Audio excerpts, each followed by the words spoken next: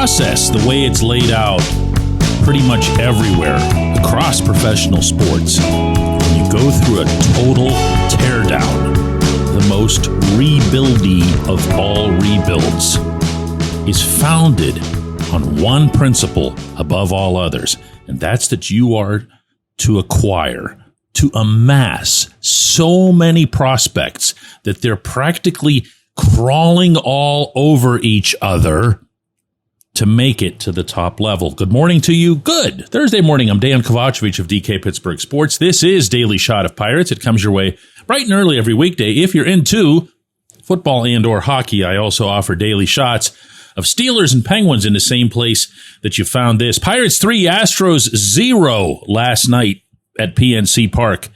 Speaking of prospects, Mike Burrows was once one of those before the Tommy John surgery, had probably his most encouraging outing in the majors. 5 1/3 scoreless innings, 5 hits, no walks, 6 strikeouts. Braxton Ashcraft, who's bounced back and forth between starting in the pen, is another one of those, put up 2 of those remaining zeros, giving up 1 hit and striking out 3. Good stuff overall from the pitchers. I don't mean to leave out Corey Shugart and David Bednar. And offensively, such as it was, O'Neal Cruz and Spencer Horwitz had 2 hits each. Also yesterday, earlier in the day, Baseball America came out with its updated top 100 prospects list. Now, this season, being very obviously shot, that sort of thing should mean more, except that this season is within year 6 of this management's tenure, and this should have been the year that we stopped even paying attention to anything prospect-based. But a funny thing happened along the way. That's right, almost nobody developed. And if you think that occasionally I'm a little too tough on Ben Cherington and his staff, in this specific context, understand that the BA methodology for assigning and assessing the values to these prospects is as A, independent, B, thorough as any in the industry has ever been. And I say that as somebody who once partook in this a few years ago. I used to be their Pittsburgh guy.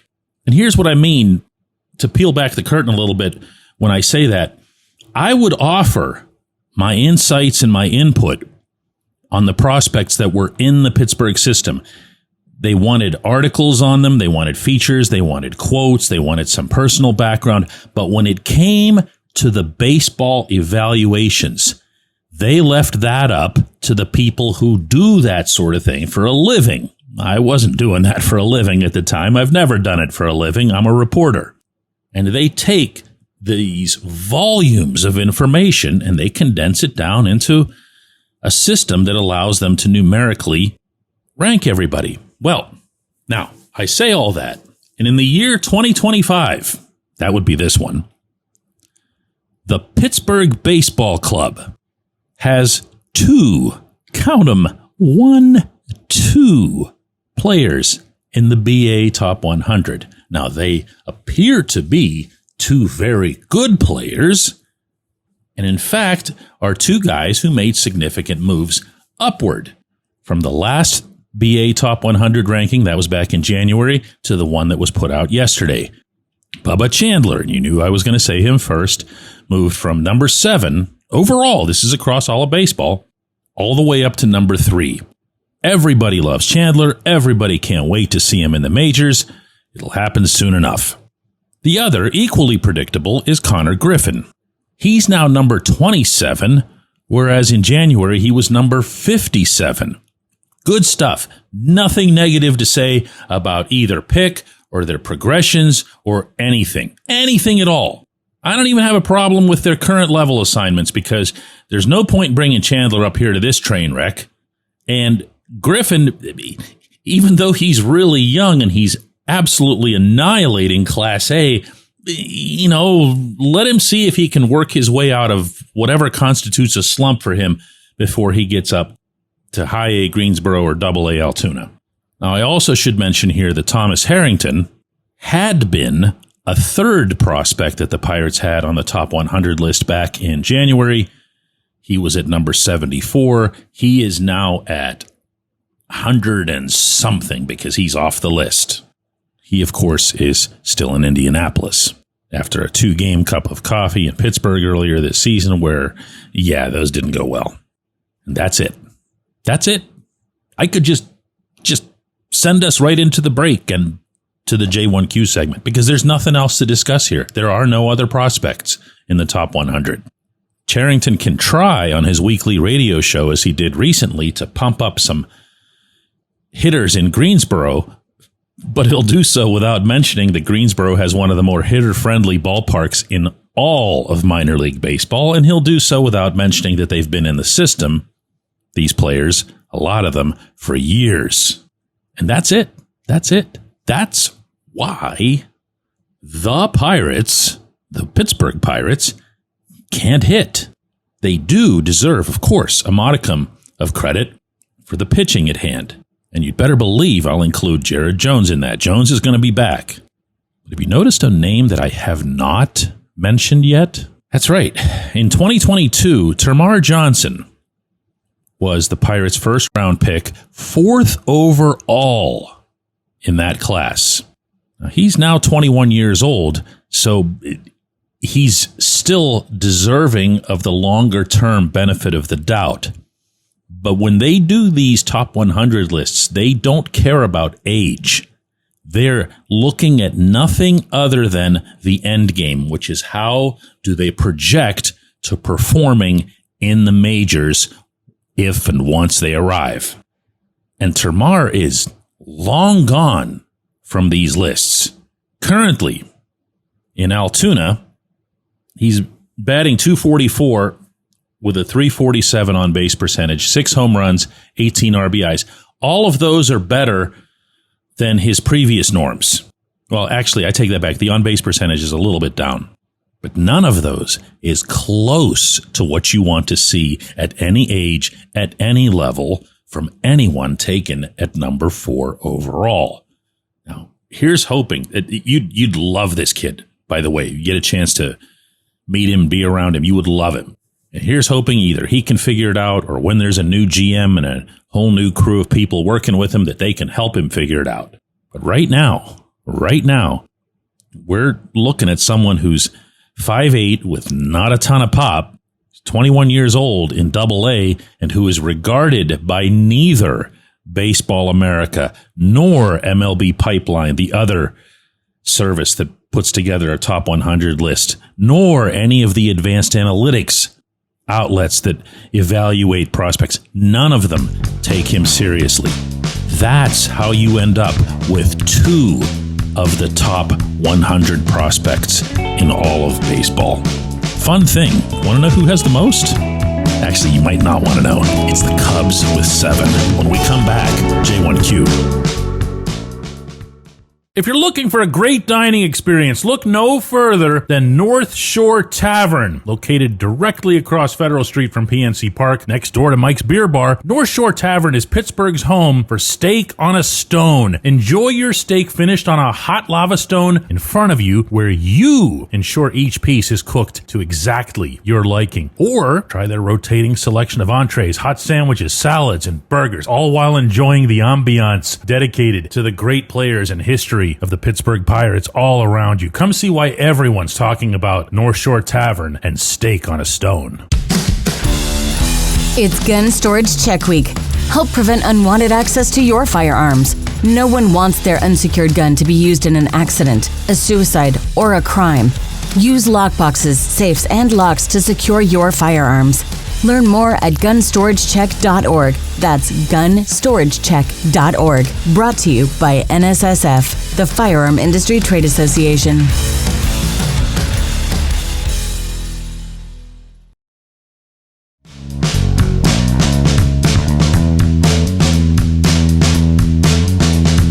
Today's J1Q comes from Richard Holman, who says, DK, do the Pirates have a hitting prospect at either of the 2 top levels?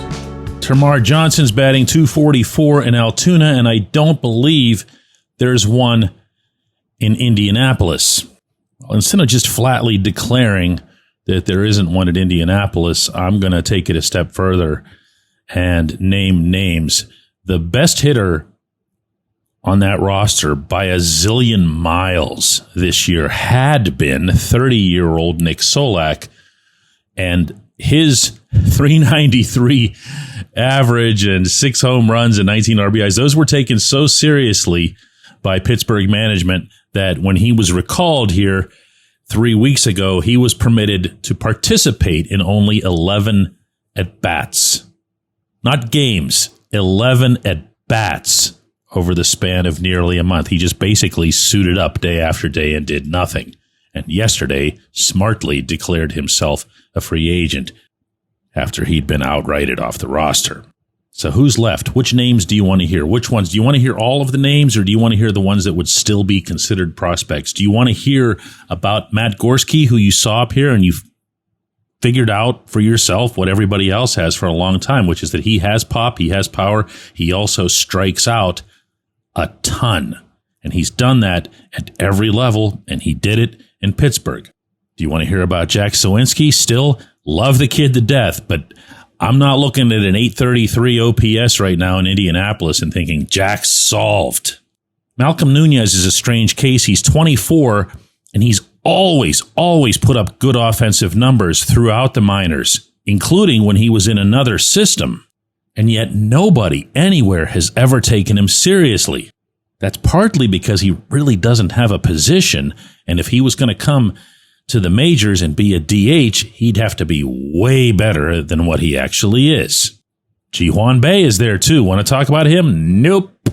Here's one, Nick York. Everybody got peculiarly excited about him when he came over late last summer in the Quinn Priester deal. And I really didn't. I just saw another light-hitting infielder being added because there just aren't enough of those. And here he is right now through 45 games with Indianapolis. He's batting .271, which sounds nice, but he's got 10 extra base hits in 166 official at-bats. That's not easy to do. That's like Brian Hayes level contact. Leover Peguero, there were high hopes for him. I mean, as recently as just a couple of springs ago. He's at .248 with 2 home runs, 13 extra base hits in 141 at-bats. Nobody's going to get excited about that. Billy Cook, who was another one of those in the York pile, is doing worse than any of them. He's at .229 with 9 extra base hits in 166 at-bats. None of them can hit. I mean, you want me to keep doing this? None of them can hit. None of these people who are in this organization, except for one young man in Bradenton, all the way down in Bradenton, can hit. This is insane. After 6 years of this, and don't dare assign it just to the drafts, or for that matter, to the international acquisitions, which have been a complete bust. Remember that real live Major League Starling Marte type players were sent out the door when they had value. Continued, by the way, to have value to the teams where they went. And nothing resulted from it.